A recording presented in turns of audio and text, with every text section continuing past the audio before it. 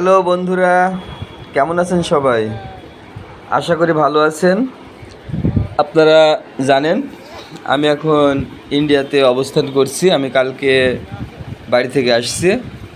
আসার পথে আমি গেটে থেকে শুরু করে মোটামুটি বেশ কয়েকটা জায়গা আপনাদেরকে আমি দেখিয়েছি, এবং আমি আজকে খুব সকালে উঠে আমি আসছি। এই দেখতে পারছেন, এটা Jadavpur KPC medical college and হাসপাতাল।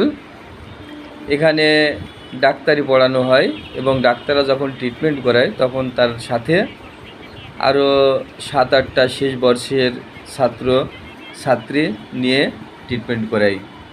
এই দেখতে পাচ্ছেন আপনারা বাইরের প্লেসটি মানে মোটামুটি একটা পার্কের মতো, খুব সুন্দর আর কি।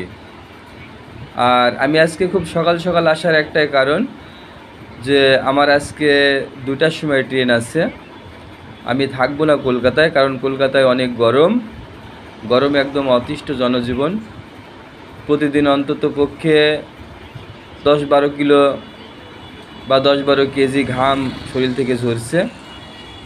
তো আমি চলে যাব দার্জিলিংয়ের আশেপাশে, যেখানে একটু ঠান্ডা আছে। তা আমি খুব সকালে আসছি। আর আমার বাড়ি থেকে কালকে আসার আগে 5-6 দিন আগে আমি আমার এক বন্ধুর মাধ্যমে আমি টিকিট কেটে রেখেছি আলিপুরদুয়ার। মোটামুটি দার্জিলিংয়ের পাশে জলপাইগুড়ি, তারপরে আলিপুরদুয়ার। আমি সেখানে যাব। আমার আজকে 2টা 15 মিনিটের ট্রেন আছে শিয়ালদহ রেল স্টেশন থেকে। এখন মোটামুটি 11টা মতো বাজে। আমার ডাক্তার দেখানো শেষ।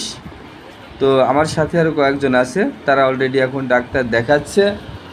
আর এই ডাক্তার দেখানো হয়ে গেলে আমরা এখান থেকে বের হব।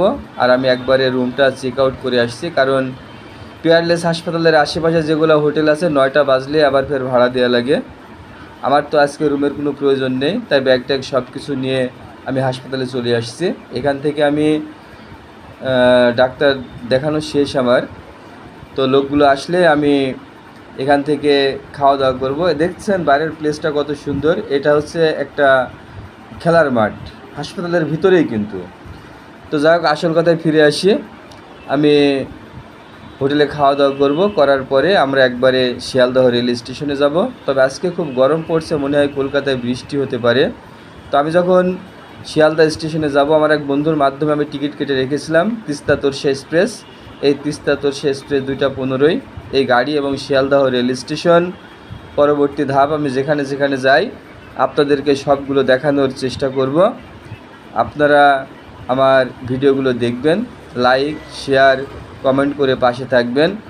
আর আপনাদের যদি ইন্ডিয়ান ভিসা প্রসেসিং করতে লাগে বা পাসপোর্ট সংক্রান্ত কোনো বিষয় যদি জানতে চান, তাহলে আমাকে কমেন্ট করবেন। আমি মোটামুটি আপনাদেরকে যতটুকু পারি ধারণা দেব এবং সহযোগিতা করার চেষ্টা করব। তো ভিউয়ার্স,